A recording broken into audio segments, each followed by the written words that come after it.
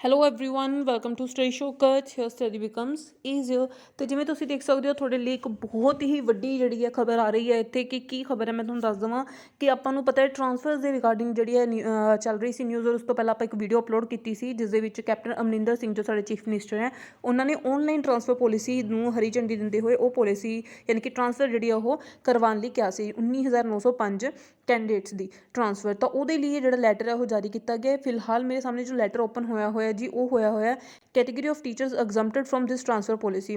ਤੇ ਟਰਾਂਸਫਰਸ ਕਦੋਂ ਤੋਂ ਐਪਲੀਕੇਬਲ ਹੋਣਗੀਆਂ ਜੀ? ਉਹ 10 ਅਪ੍ਰੈਲ 2021 ਤੋਂ ਜਿਹੜੀ ਉਹਨਾਂ ਦੀ ਟਰਾਂਸਫਰ ਜਿਹੜੀ ਆ ਉਹ ਆਪਣੀ ਸਕੂਲ ਦੇ ਵਿੱਚ ਲਾਗੂ ਹੋਈ ਮੰਨੀ ਜਾਊਗੀ। ਤੇ ਟਰਾਂਸਫਰਸ ਹੋ ਚੁੱਕੀਆਂ ਨੇ ਜੀ ਉਹਨਾਂ ਦੀਆਂ। ਤੇ ਉਹਨਾਂ ਦੇ ਵਿੱਚੋਂ ਉਹਨਾਂ ਨੇ ਕਿਹਾ ਜਿਹੜੇ ਆਹ ਕੈਟੇਗਰੀਜ਼ ਇੱਥੇ ਦਿੱਤੀਆਂ ਹੋਈਆਂ ਨੇ ਇਹ ਕੈਟੇਗਰੀਜ਼ ਨੇਗੀਆਂ। ਇਹਨਾਂ ਕੈਟੇਗਰੀਜ਼ ਦੇ ਕੈਂਡੀਡੇਟਸ ਨੂੰ ਟਰਾਂਸਫਰ ਲਈ ਇੱਥੇ ਐਗਜ਼ੈਂਪਟ ਕੀਤਾ ਗਿਆ, ਮਤਲਬ ਆਨਲਾਈਨ ਜਿਨ੍ਹਾਂ ਦੀ ਟਰਾਂਸਫਰ ਹੋਣੀ ਹੈ ਇਹਨਾਂ ਕੈਟੇਗਰੀ ਵਾਲਿਆਂ ਨੂੰ ਆਨਲਾਈਨ ਆਪਣੇ ਆਪ ਨੂੰ ਅਪਲਾਈ ਕਰਾਉਣ ਦੀ ਲੋੜ ਨਹੀਂ ਹੈਗੀ ਟਰਾਂਸਫਰ ਲਈ। ਕਿਉਂਕਿ ਇਹਨਾਂ ਨੇ ਕਿਹਾ ਕਿ ਆਰਡਰਸ ਇਨ ਸੱਚ ਕੇਸਿਸ ਜਿਹੜੇ ਐਗਜ਼ੈਂਪਟਡ ਕੇਸਿਸ ਨੇਗੇ ਆ ਉੱਪਰ ਜਿਹੜੇ ਦਿੱਤੇ ਹੋਏ ਨੇ ਇਹਨਾਂ ਜਿਹੜੇ ਟੀਚਰਸ ਨੇ ਇੱਦਾਂ ਦੇ ਮੈਂ ਤੁਹਾਨੂੰ ਦੱਸਦੀ ਹਾਂ ਕਿਹੜੇ ਨੇ ਇਹ ਆਰਡਰਸ। ਇਹਨਾਂ ਨੂੰ ਜਿਹੜੇ ਹੈਗੇ ਇਹਨਾਂ ਦੀ ਟਰਾਂਸਫਰ ਕਿਵੇਂ ਹੋਏਗੀ? Issued with the approval of a chief minister on merits. ਤਾਂ ਇਹਨਾਂ ਦੀ ਜਿਹੜੀ ਹੈਗੀ ਆ ਉਹ ਮੈਰਿਟ ਬੇਸਿਸ 'ਤੇ ਹੋਏਗੀ with the approval of chief minister. ਉਹਨਾਂ ਨੂੰ ਆਨਲਾਈਨ ਜਿਹੜਾ ਆਪਣਾ ਭਰਨ ਦੀ ਲੋੜ ਨਹੀਂ ਹੈਗੀ ਟਰਾਂਸਫਰ ਵਾਸਤੇ। ਦੇਖੋ ਇੱਥੇ ਲਿਖਿਆ ਹੋਇਆ this transfer policy will not be applicable in the case of those employees who are कौन कैंसर पेशेंट है जी ਜਿਹੜੇ डायलिसिस ਤੇ ਹੈ 60% ਐਂਡ ਅਬਵ ਹੈਂਡੀਕੈਪ ਹੈ, ਹੈਪੇਟਾਈਟਿਸ ਬੀ ਜਾਂ ਹੈਪੇਟਾਈਟਿਸ ਸੀ ਤੋਂ ਜਿਹੜੇ ਹੈਗੇ ਆ ਉਹਨਾਂ ਨੂੰ ਬਿਮਾਰੀ ਹੈ, ਸਿਕਲ ਸੈੱਲ ਐਨੀਮੀਆ ਹੈ, ਥੈਲੀਸੀਮੀਆ ਹੈ। ਤਾਂ ਬਹੁਤ ਸਾਰੇ ਇੱਥੇ ਜਿਹੜੀ ਬਿਮਾਰੀ ਦੇ ਨਾਮ ਦਿੱਤੇ। ਡਾਈਵੋਰਸੀ ਹੈ ਕੋਈ person having differently able children ਔਰ ਮੈਂਟਲੀ ਚਾਈਲਡ ਚਿਲਡਰਨ, ਵॉर विडो है, विडो ऑफ शहीद where death of the spouse makes it necessary for the serving employee to relocate to another place immediately and having children below 15 years of age, or teachers who are spouse of armed forces personnel who have been posted in difficult areas. ਤਾਂ ਇਹਨਾਂ ਦੇ ਜਿੰਨੇ ਵੀ candidates ਹੈਗੇ ਜੀ ਉਹਨਾਂ ਨੇ ਕਿਹਾ in these cases there will not be any need to submit online transfer request. ਤਾਂ ਇਹਨਾਂ ਨੂੰ ਕਿਸੇ ਨੂੰ ਵੀ ਆਪਣੀ ਆਨਲਾਈਨ ਟਰਾਂਸਫਰ ਰਿਕੁਐਸਟ ਕਰਨ ਦੀ ਜ਼ਰੂਰਤ ਨਹੀਂ ਹੈਗੀ। ਉਹਨਾਂ ਦੀ ਜਿਹੜੀ ਟਰਾਂਸਫਰ ਹੈਗੀ ਆ ਉਹ order with the approval of chief minister on merit basis 'ਤੇ ਕੀਤੇ ਜਾਣਗੇ। ਤੇ ਨਾਲ ਹੀ ਉਹਨਾਂ ਨੇ ਕਿਹਾ ਕਿ having considered your online offline application as per the above clauses for transfer against the available vacancy and in accordance with the transfer policy notified the Department of School Education, the following CHT, HT and ETT are hereby transferred with effect from 10/4/2021 unless the department issue any other directions।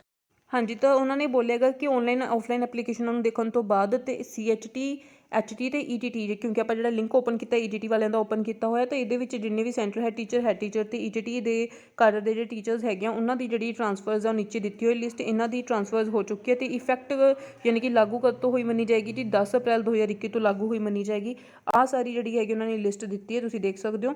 ਤੇ ਉਸ ਹਾਂਜੀ, ਉਸ ਤੋਂ ਅੱਗੇ ਇਸ point ਵਿੱਚ ਉਹਨਾਂ ਨੇ ਦੱਸਿਆ ਕਿ ਇਹ ਜਿਹੜਾ ਹੈਗਾ directly transfer of directly recruited HT CHT ਜਿਹੜੇ ਟਰਾਂਸਫਰ ਆਰਡਰਸ ਹੈਗੀਆਂ ਉਦੋਂ ਹੀ ਇੰਪਲੀਮੈਂਟ ਹੋਣਗੇ ਜਦੋਂ ਜਿਹੜੇ ਹੈਗੇ ਨੇ ਡਿਸਟ੍ਰਿਕਟਸ ਦੇ ਵਿੱਚ ਜਿਹੜੀਆਂ ਵੇਕੈਂਟ ਹੋਣਗੀਆਂ ਸੀਟਾਂ, ਯਾਨੀ ਕਿ ਦੇਖੋ vacant in the district where the applicant has been transferred. ਅਗਰ ਉੱਥੇ ਵੇਕੈਂਟ ਹੋਏਗਾ ਉਦੋਂ ਹੀ ਜਿਹੜਾ ਐਪਲੀਕੇਬਲ ਹੋਏਗਾ। ਉਹਨਾਂ ਨੇ ਨਾਲ ਹੀ ਦੇਖੋ ਇੱਥੇ ਲਾਈਨ ਐਡ ਕੀਤੀ ਹੈ ਕਿ in the case of number of applicants transferred against directly recruited HT CHT quota is more than the number of available vacant post of the said quota in the district, then the preference will be given to the HT CHT of exempted category as per the teacher transfer policy। ਕਿ ਉਹਨਾਂ ਨੇ ਕਿਹਾ ਕਿ ਅਗਰ ਜਿਹੜੇ ਹੈਗੇ applicants transfer ਕੀਤੇ ਗਏ ਆ against directly recruited HT CHT quota ਪਰ ਉੱਥੇ ਜਿਹੜੀ ਅਵੇਲੇਬਲ ਵੇਕੈਂਟ ਪੋਸਟ ਹੈਗੀਆਂ ਡਿਸਟ੍ਰਿਕਟ ਦੇ ਵਿੱਚ ਉਹ ਜਿਹੜੀਆਂ ਨੇ ਘੱਟ ਨੇਗੀਆਂ ਤਾਂ ਪ੍ਰੈਫਰੈਂਸ ਕਿਹਨਾਂ ਨੂੰ ਦਿੱਤੀ ਜਾਏਗੀ ਜੀ? ਪ੍ਰੈਫਰੈਂਸ ਐਗਜ਼ੈਂਪਟਡ ਕੈਟੇਗਰੀ ਵਾਲੇ ਟੀਚਰਸ ਨੂੰ ਦਿੱਤੀ ਜਾਏਗੀ। ਤੇ ਨਾਲ ਹੀ ਉਹਨਾਂ ਨੇ ਕਿਹਾ in case there is no HT CHT of exempted category then preference will be given to the applicant with a higher composite score as calculated for the purpose of transfer। ਤੇ ਇਹ ਜਿਹੜੀ ਨੋਟੀਫਿਕੇਸ਼ਨ ਇਹਨਾਂ ਨੇ ਦਿੱਤੀ ਹੈ ਜੀ ਸਾਰੀ ਤੁਸੀਂ ਇੱਥੇ ਦੇਖ ਸਕਦੇ ਹੋ। ਨਾਲ ਇੱਥੇ ਜਿਹੜੇ ਪੁਆਇੰਟਸ ਹੈਗੇ ਆ ਜੀ ਉਹ ਹੈਗੇ ਆ ਸਕੂਲ ਦੇ BPO ਜਿਹੜੇ ਹੈਗੇ ਉਹਨਾਂ ਦੇ ਲਈ ਹੈਗੇ ਕਿ ਜਿਹੜੇ ਸਕੂਲ ਤੋਂ ਮਤਲਬ ਟੀਚਰ ਟਰਾਂਸਫਰ ਹੋਏਗਾ ਪਹਿਲਾਂ ਉਸ ਸਕੂਲ ਨੇ ਤੇ ਕੈਟੇਗਰੀ ਦੇ ਸਾਰੇ ਸਰਟੀਫਿਕੇਟ ਚੈੱਕ ਕਰਨੇ। ਫਿਰ ਜਿਹੜੇ ਸਕੂਲ ਦੇ ਵਿੱਚ ਉਹ ਜਾਏਗਾ ਉੱਥੋਂ ਦੇ BPO ਨੇ ਸਾਰੇ ਉਹਦੇ ਜਿਹੜੇ ਸਰਟੀਫਿਕੇਟਸ ਐਂਡ ਉਹਦੀ ਕੈਟੇਗਰੀ ਵਗੈਰਾ ਉਹ ਸਾਰੀ ਚੀਜ਼ਾਂ ਉੱਥੇ ਚੈੱਕ ਕਰਨੀਆਂ ਨੇ ਕਿ ਉਹ ਕਿਹੜੀ ਕੈਟੇਗਰੀ ਨਾਲ ਬਿਲੋਂਗ ਕਰਦਾ, ਐਗਜ਼ੈਂਪਟ ਕੈਟੇਗਰੀ ਨਾਲ ਬਿਲੋਂਗ ਕਰਦਾ ਕਿ ਨਹੀਂ ਕਰਦਾ। ਤਾਂ ਉਹ ਜਿਹੜੀ ਸਾਰੀ ਇੱਥੇ ਦਿੱਤੀ ਹੋਈ। ਤੇ ਨਾਲ ਹੀ ਇਹਦੇ ਵਿੱਚ ਇੰਪੋਰਟੈਂਟ ਪੁਆਇੰਟ ਜਿਹੜਾ ਇੱਥੇ ਦਿੱਤਾ ਹੋਇਆ 9th ਪੁਆਇੰਟ ਹੈ ਦੇਖੋ tertiary officer assistant tertiary officer ਨੂੰ ਕੰਸਰਨ ਕਰਕੇ ਲਾਈਨ ਲਿਖੀ ਗਈ ਹੈ ਦ ਪੇ ਬਾਇਓਂਡ 15 days of 10/4/2021 or any other date if the department decides of the transferred employee may not be drawn from the previous place of posting। ਤੇ ਇਹ ਜਿਹੜਾ ਹੈਗਾ ਜੀ ਇਹ ਟਰਸ਼ਰੀ ਆਫਿਸਰ ਤੇ ਅਸਿਸਟੈਂਟ ਟਰਸ਼ਰੀ ਆਫਿਸਰ ਨਾਲ ਕੰਸਰਨ ਕਰਕੇ ਪੇ ਦੇ ਰਿਗਾਰਡਿੰਗ ਗੱਲ ਕੀਤੀ ਹੈ ਉਹਨਾਂ ਨੇ। ਤੇ ਇਹ ਜਿਹੜਾ ਹੈਗਾ ਸੀ ਲੈਟਰ ਸੀਗਾ ਜੀ ਐਗਜ਼ੈਂਪਟਡ ਕੈਟੇਗਰੀ ਦੇ ਨਾਲ ਦੱਸਿਆ ਵੀ ਆਹ ਕੈਟੇਗਰੀਜ਼ ਜਿਹੜੀਆਂ ਐਗਜ਼ੈਂਪਟਡ ਰਹਿਣਗੀਆਂ, ਇਹਨਾਂ ਨੂੰ ਆਨਲਾਈਨ ਪਾਉਣ ਦੀ ਲੋੜ ਨਹੀਂ ਹੈ, ਰਿਕੁਐਸਟ ਕਰਨ ਦੀ ਲੋੜ ਨਹੀਂ ਹੈ। ਇਹਨਾਂ ਦੀ ਜਿਹੜੀ ਟ੍ਰਾਂਸਫਰ ਦੀ ਅਪਰੂਵਲ ਹੈ ਉਹ ਚੀਫ ਮਿਨਿਸਟਰ ਦੇ ਮੈਰਿਟ ਬੇਸਿਸ ਤੇ ਕਰਕੇ ਆਰਡਰ ਦਿੱਤੇ ਜਾਣਗੇ। ਫਿਰ ਉਹਨਾਂ ਨੇ HT CHT ਤੇ ETT ਬੇਸ ਤੇ ਜਿਹੜੀ ਉਹਨਾਂ ਨੇ ਉਹ ਕੈਂਡੀਡੇਟਸ ਦੀ ਲਿਸਟ ਦਿੱਤੀ ਹੈ ਜਿਨ੍ਹਾਂ ਦੀ ਟ੍ਰਾਂਸਫਰ ਹੋ ਚੁੱਕੀ ਹੈ ਤੇ ਲਾਗੂ ਮੰਨੀ ਜਾਏਗੀ 10/4/2021 ਤੋਂ। ਇਹ ਸਿਰਫ ETT ਟੀਚਰਸ ਦੀ ਜਾਂ CHT HT ਟੀਚਰਸ ਦੀ ਹੀ ਨਹੀਂ ਹੈ, ਮੈਂ ਤੁਹਾਨੂੰ ਸ਼ੋਅ ਕਰ ਦਿੰਦੀ ਹਾਂ।